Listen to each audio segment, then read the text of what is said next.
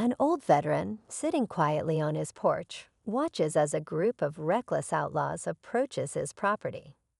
With no regard for history or sacrifice, they tear down the American flag he's proudly flown for decades and set it ablaze. The flames lick the sky, but the veteran remains calm, a look of resolve on his face. These criminals think they've broken him, but little do they know, he's not just any old man. With one phone call, everything changes. As he picks up the receiver, the outlaw's smirks start to fade. Something powerful is about to unfold. But who is on the other end of that call, and what will it mean for these troublemakers? Stay tuned to find out. The phone rings twice before the veteran's voice breaks the silence.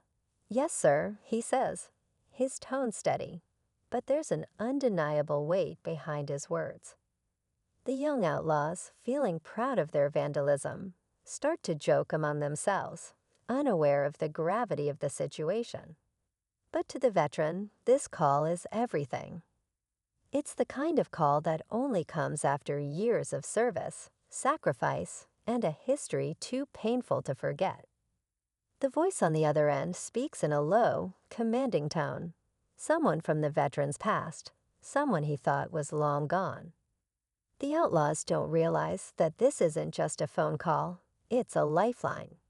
It's the kind of lifeline that could bring about a reckoning they never saw coming. As the veteran listens, his expression hardens. His next move is already set. But the outlaws are still too busy celebrating their petty crime to know what's coming. As the veteran listens intently, his eyes never leave the burning flag. The flames twist and crackle, almost as if mocking the symbol of everything he fought for. The voice on the other end is calm, but with an edge that suggests this is no ordinary conversation. "We've been watching," the voice says. "You know what this means, right?" The veteran's fingers tighten around the receiver, but he doesn't respond immediately. His mind races back to a time long before these young criminals were born, a time of covert missions, long nights in hostile territories, and the constant threat of death. Meanwhile, the outlaws, emboldened by their recklessness, begin to toss insults toward the veteran, laughing as they spread gasoline around the property, as if daring him to do something. What they don't realize is that their arrogance is exactly what will lead to their downfall. In the background, the sound of a truck engine roars to life. A couple of the outlaws head toward the vehicle, unaware that they're being watched. The veteran's grip on the phone tightens as he listens to the voice on the line. This isn't over, not by a long shot. Do what you have to do. The veteran's gaze hardens. His past, once buried deep, is now rising to the surface, and the young men surrounding his home have no idea they've just stirred something far bigger than they can handle. A shadow looms over the outlaws as the veteran stands determined. His next steps are calculated, precise, but what exactly is he planning? And will they even realize the danger they're in before it's too late? The tension grows as the outlaws continue their taunts, blissfully unaware of the storm that's slowly gathering around them. The veteran hangs up the phone, his mind sharp, his body calm. He steps off the porch, his boots crunching on the gravel with purpose. The outlaws laugh louder now, growing more reckless with each passing minute, unaware that the storm is already at their door. One of them is still playing with a lighter, flicking it open and closed, his eyes on the flag's remnants as they curl and burn in the wind. The others are gearing up to do more damage, spraying graffiti on the walls of the veteran's home, unaware that their fun is about to come to an end. They don't know what's coming, but they feel something is wrong. One of them starts to move toward the truck, muttering to himself. The others are distracted, still yelling, but their words grow softer now, drowned out by the growing hum of the tension in the air. The veteran doesn't need to make a sound. His plan is unfolding exactly as he's thought. He's the hunter now, and they've just walked into his trap. With a flick of his wrist, the revolver is in his hand, cocked and ready. He's waited for this moment for years, for the chance to show these young fools what happens when they disrespect what they don't understand. The last outlaw gets into the truck, trying to turn the ignition again. The others stand around, still unaware of the danger that looms. And then silence. The only sound is the slow, deliberate click of a gun being cocked, the tension rising with every passing second. The outlaws are frozen now, as if sensing something, someone watching them. But it's too late for them to turn back. The veteran's eyes burn with a cold fire, and the showdown is about to begin.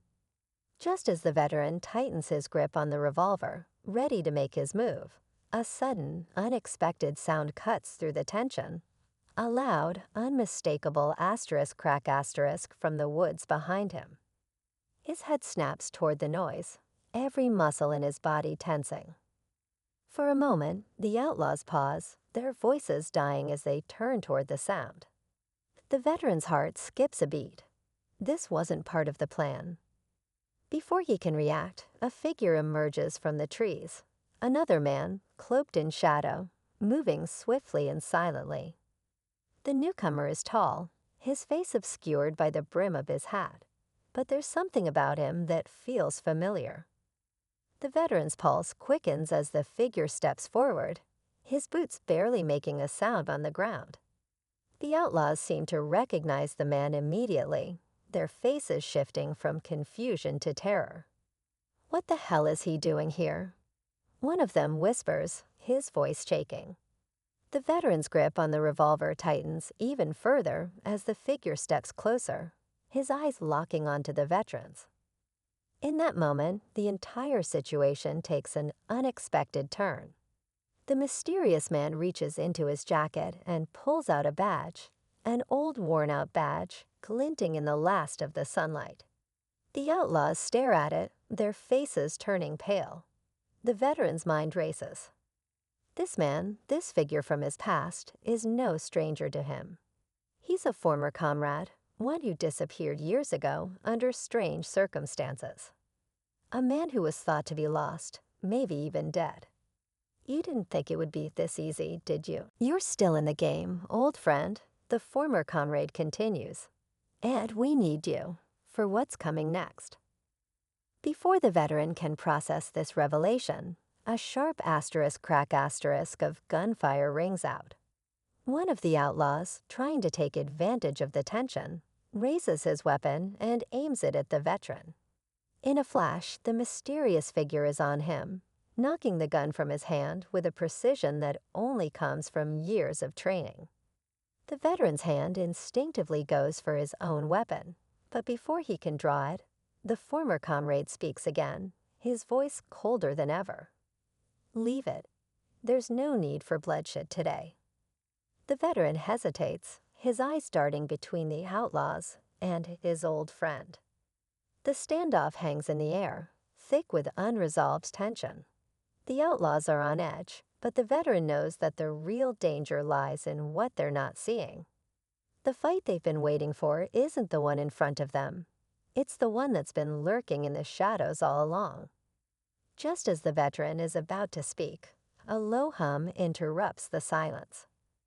A helicopter appears overhead, its rotors cutting through the air like a blade. The outlaws, startled, instinctively duck, while the veteran and his old comrade exchange a look that says everything. The pieces are falling into place faster than anyone can react. The veteran knows now that this isn't just about him. This is about a larger, far more dangerous operation, one that goes deeper than the petty crimes these young men ever understood. And as the helicopter begins to descend, a final, chilling thought runs through the veteran's mind. Asterisk, what have I gotten myself back into, asterisk? The helicopter's doors open, and figures clad in military gear begin to descend. The veteran's pulse quickens. Whatever happens next, the war that's about to unfold won't be one they can walk away from. As the helicopter touches down, the military figures disembark with swift precision, their eyes scanning the area, locking onto the veteran. The former comrade steps forward, meeting them with a nod, and the tension in the air dissolves, replaced by a new, unexpected